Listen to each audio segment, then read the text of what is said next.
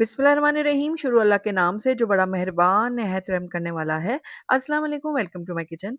आज आपसे शेयर करूंगी बिल्कुल बाजार जैसी बीफ निहारी की रेसिपी, जिसको हम बनाएंगे होममेड निहारी मसाले के साथ, जिसकी वजह से इसका टेस्ट जो है ना वो और भी बढ़ जाएगा।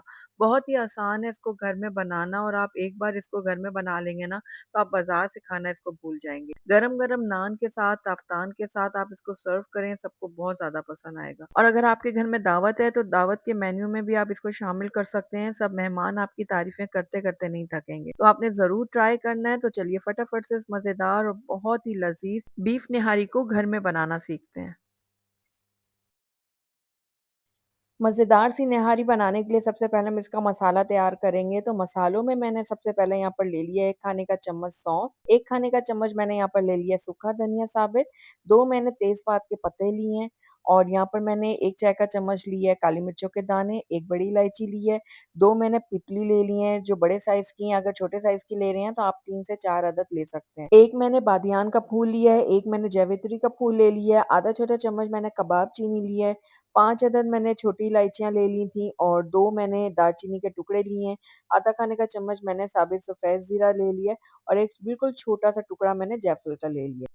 पाउडर मसालों में मैंने 1 खाने का चम्मच रेगुलर लाल मिर्चों का पाउडर लिया है, 1 चाय का चम्मच मैंने कश्मीरी लाल मिर्चों का पाउडर लिया है, और 1 खाने का चम्मच इसके अंदर अदरक पाउडर जाएगा, 1 चाय का चम्मच हल्दी पाउडर लिया है, आधा छोटा चम्मच मैंने धनिया पाउडर लिया है, और 2 चाय का चम्मच मैंने इसके अंदर नमक का इस्तेमाल किया है। आप अपने टेस्ट के अकॉर्डिंग इसको डाल सकते हैं। अब ये जो सूखे मसाले थे ना, उनको अब अच्छे से हम ग्राइंड करेंगे। तो यहाँ पर मैंने एक ग्राइंडर जार ले लिया है, और इसके अंदर हम ये सारे जो सूखे मसाले हैं ना, वो सारे डाल देंगे। अब इसका हमने बारीक पाउडर तैयार करना है। तो अच्छे से आप इसको ग्राइंड करें, और इसका एक फाइन पाउडर जो है ना वो रेडी कर लें। तो यहाँ पर देखिए मैंने सारे मसालों को बहुत अच्छी तरह से जो है ना वो ग्राइंड कर लिया, और ये बिल्कुल बारीक हो गए हैं। ये देखिए। अब जो यहाँ पर पाउडर मसाले थे ना, वो भी हम इसी के अंदर डाल देते हैं, ताकि ये भी अच्छे से मिक्स हो जाएँ इन्हीं मसालों के साथ। तो मसाले सारे सूखे डाल दिए मैंने इस जार में, और अब इसको भी अच्छे से हम चला लेते हैं। तो यहाँ पर देखिए सारी चीज़ों को मैंने अच्छी तरह से मिक्स कर दिया है, और ये लीजिए बहुत ही ज़बरदस्त खुशबूदार सा हमारा जो ये मसाला है ना निहारी, वो रेडी हो गया है। तो इसको एक तरफ रखते हैं, चलते हैं नेक्स्ट स्टेप की तरफ। तो यहाँ पर मैंने तकरीबन 1.5 किलो जो है ना वो बीफ का गोश्त लिया, और इसको ये देखिए इस तरह बड़े-बड़े टुकड़ों में लिया है। यहाँ पर मैंने बोनलेस बीफ का इस्तेमाल किया, साथ ही बोन का गोश्त का भी इस्तेमाल कर रही हूँ, और एक आध मैंने नल्ली भी ली है। नल्ली की क्वांटिटी को आप अपने हिसाब से कम-ज़्यादा कर सकते हैं, ज़्यादा पसंद है ज़्यादा डाल लें, और अगर आप हड्डी-गुड्डी जो होती है वो डालना चाहते हैं तो उससे भी बहुत ही अच्छा टेस्ट आएगा आपकी निहारी में। अगर आप वो डालना चाहते हैं तो वो भी डाल सकते हैं। तो चलिए निहारी बनाना शुरू करते हैं। तो बिस्मिल्लाहिर्रहमानिर्रहीम। यहाँ पर मैंने एक कढ़ाई ले लिया है, इसके अंदर तकरीबन 3/4 कप हम डाल देंगे घी। आप चाहें तो ऑयल का भी इस्तेमाल कर सकते हैं। अब इसके अंदर मैंने एक बिल्कुल छोटी-सी प्याज़ ली थी, जिसको मैंने बारीक चॉप करके इसके अंदर ऐड किया है, और प्याज़ को अब हम लाइट गोल्डन होने तक फ्राई कर लेंगे। ज़्यादा आपने डार्क कलर नहीं देना, बस हल्का-हल्का सा प्याज़ को फ्राई करना है। तो यहाँ पर देखिए प्याज़ ने अपना कलर चेंज कर दिया, बस इस टाइम पे आकर गोश्त शामिल कर देंगे। तो नल्ली को हटा के हम बाकी सारा गोश्त जो है ना इस कढ़ाई में डाल देते हैं, और ये नल्ली हम एक तरफ रख देते हैं, इसको बाद में इस्तेमाल करेंगे। तो यहाँ पर हम ऐड करते हैं तकरीबन 2 खाने के चम्मच लहसुन अदरक का पेस्ट।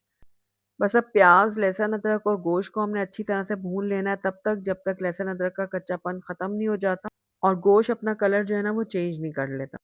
तो यहाँ पर देखिए उलटते-पलटते हम जो है ना गोश्त को अच्छी तरह से फ्राई कर लेते हैं, और गोश्त ने देखिए अपना कलर जो है ना वो चेंज कर लिया है, और लहसुन अदरक भी अच्छी तरह से ना भुन चुका है गोश्त के साथ। तो बस अब इस टाइम पे आकर जो है ना इसके अंदर हम ऐड कर देंगे अपना निहारी मसाला जो हमने बना के रखा था।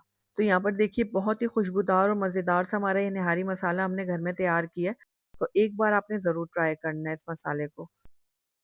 तो फिलहाल मैं इसके अंदर 4 खाने के चम्मच भरकर ये निहारी मसाला ऐड कर रही हूँ, और अच्छे से मिक्स करूँगी। अगर मुझे कम लगा तो मैं थोड़ा-सा इसमें और भी ऐड कर लूँगी। तो बस इसको हम थोड़ा-सा मिक्स कर लेते हैं पहले।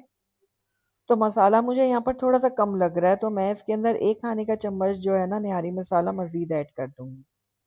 थोड़ा-सा मैं इसके अंदर पानी भी ऐड करूँगी, ताकि जो मसाला है ना हमारा जले ना। तो बस अब हम इसकी भुनाई कर लेते हैं तकरीबन 2 से 3 मिनट के लिए गोश्त के साथ। तो लगातार चम्मच चलाते हुए हम गोश्त को भून लेंगे इस मसाले के साथ। 3 से 4 मिनट भूनने के बाद इसके अंदर हम ऐड कर देंगे नल्ली, और नल्ली को भी हम थोड़ा-सा मिक्स कर लेते हैं इस तरह से। तो बस अब इसके अंदर हम ऐड कर देंगे पानी। हमने गोश्त को गलाना है और अपनी निहारी के हिसाब से आप इसके अंदर पानी ऐड करें।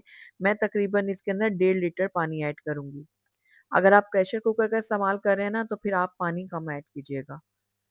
तो यहाँ पर देखिए तकरीबन 1.5 लीटर के करीब हमने इसके अंदर पानी ऐड कर दिया है और इसको कवर करेंगे और बिल्कुल लो फ्लेम में इसको पकाएँगे तकरीबन 2 से 3 घंटे के लिए। तकरीबन 3 घंटे हो गए थे, बिल्कुल लो फ्लेम में मैंने निहारी को पकाया है और ये देखिए गोश्त बहुत अच्छी तरह से गल चुका है। ये देखिए, गोश्त को इसी तरह से बहुत अच्छी तरह से गला हुआ होना चाहिए।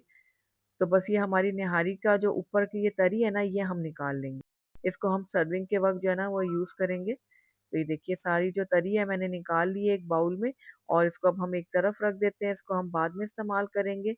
रेसिपी अगर आपको पसंद आ रही है तो इसको लाइक और शेयर ज़रूर कर दीजिएगा। चैनल पे नए हैं तो इसको सब्सक्राइब भी कर दें ताकि मेरी हर नई आने वाली वीडियो की नोटिफ़िकेशन आप तक पहुँच सके। तो यहाँ पर देखिए अब इसको निहारी को गाढ़े करने के लिए हम इसके अंदर आटा ऐड करेंगे। तो जो नॉर्मल रेगुलर आटा होता है जिससे हम रोटियाँ बनाते हैं ना, वो 5 खाने के चम्मच मैंने लिया है। थोड़ा पानी डाल के उसको अच्छी तरह से मैंने मिक्स किया है ताकि उसमें कोई भी लम्स ना रहें। फ्लेम को आप बिल्कुल लो कर देंगे और लो फ्लेम करके हम थोड़ा-थोड़ा करके ये आटा डालेंगे और इसको अच्छे से मिक्स करते जाएँगे। आप चाहें तो इसकी जगह जो है ना मैदे का भी इस्तेमाल कर सकते हैं। तो यहाँ पर देखिए थोड़ा-थोड़ा करके मैं ये आटे का घोल इसके अंदर डालती जा रही हूँ और अच्छे से मिक्स करती जा रही हूँ। ताकि निहारी में हमारे कोई भी लम्स ना बने। तो ये देखिए सारा का सारा जो आटे का घोल है मैंने डाल दिया इसके अंदर अच्छे से मिक्स करेंगे। तो बस मिक्स करने के बाद इसको हम कवर करते हैं और तकरीबन 25 से 30 मिनट के लिए इसको लो फ्लेम में पकने के लिए छोड़ देंगे ताकि जो हमने इसके अंदर आटे के घोल डाला है ना, वो अच्छी तरह से पक जाए। तो यहाँ पर देखिए 30 मिनट हो गए थे आटे को निहारी के अंदर डाले हुए और ये बहुत अच्छी तरह से पक चुका है। आप देख रहे हैं निहारी की शक्ल भी काफ़ी चेंज हो गई है। ऑयल जो थोड़ा बहुत इसके अंदर था वो भी सेपरेट हो गया है। गोश्त हमारा ऑलरेडी गला हुआ था, मज़ीद गल गया है और बहुत ही मज़ेदार सी हमारी ये निहारी बनकर तैयार हो गई है। ये देखिए अगर आपको इससे ज़्यादा गाढ़ी रखनी है तो आप मज़ीद इसको कुछ देर और पका लें।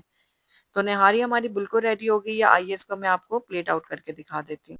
तो माशाल्लाह से देखिए निहारी की आपको फाइनल लुक चेक करवाती हूँ। यहाँ पर देखिए निहारी हमने प्लेट में डाल दी है, थोड़ा-सा हमने रोगन डाला है जो हमने अलैदा करके रखा था। हरा धनिया और पुदीने की थोड़ी-सी पत्तियाँ डालेंगे, हरी मिर्चें बारीक कटी हुई डालेंगे, साथ ही बारीक कटा हुआ इसके अंदर मैंने अदरक डाल दिया। अगर नींबू आपको पसंद है तो लेमन जूस भी इसके ऊपर आप थोड़ा-सा डाल सकते हैं।